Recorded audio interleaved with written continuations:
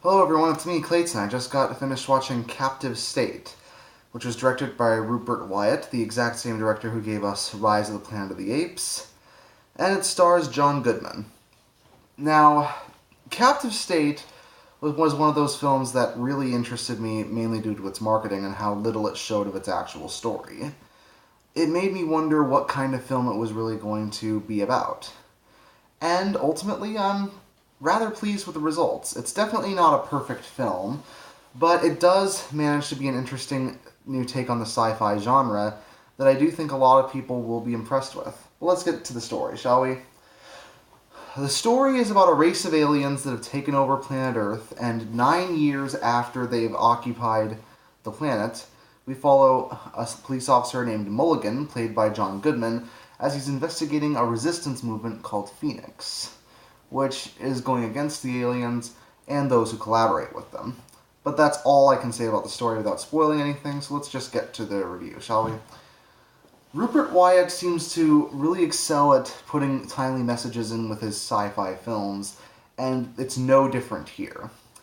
The film definitely has a lot of things to say, whether the messages are made obvious or whether they're hidden in the background, and it makes for a lot of the directorial and story-based decisions to have a lot of meaning behind them. This does make for an interesting story, and it does allow for the audience to think about some things afterwards. Unfortunately, that also means he kind of had the characters as an afterthought. That's not to say the characters are bad per se, it's just a lot of them are rather underwritten, and many of them feel like archetypes. Even Mulligan himself, played by John Goodman, he really just feels like a typical John Goodman performance as the straightforward, by-the-book cop sort of deal. The same could even be said for Ashton Sanders, who plays Gabriel.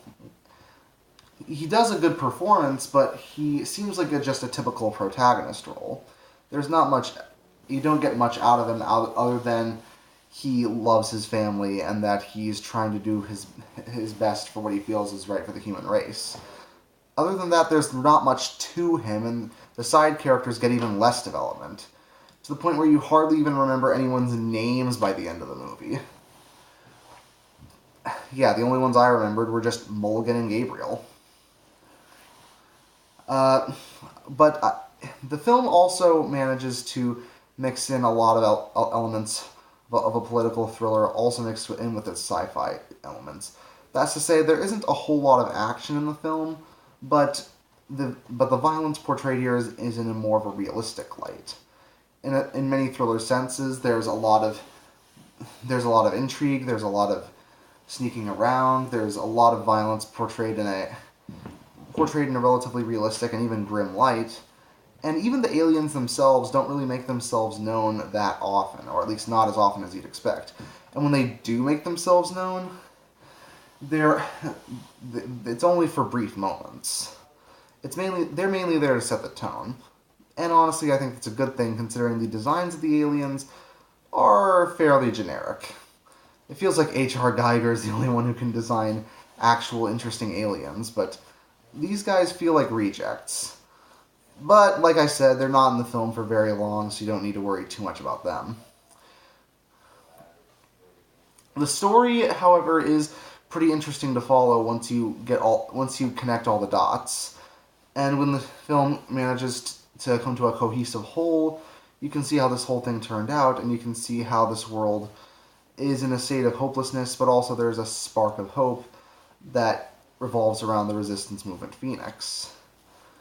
I would like it if the film delved into more aspects of its world a bit more. I mean, we get a really good introduction with the prologue, and the ending does have that spark of hope that I mentioned, but several parts in the middle felt like they could have been expanded more. But the film was already over an hour and 40 minutes long, and near the end, it did feel like some scenes were bloated without telling us much information. So, it definitely has its fair share of flaws, but I found it to be an interesting sci-fi thriller that I think a lot of people will like. So I'll give Captive State a 7 out of 10. See you next time.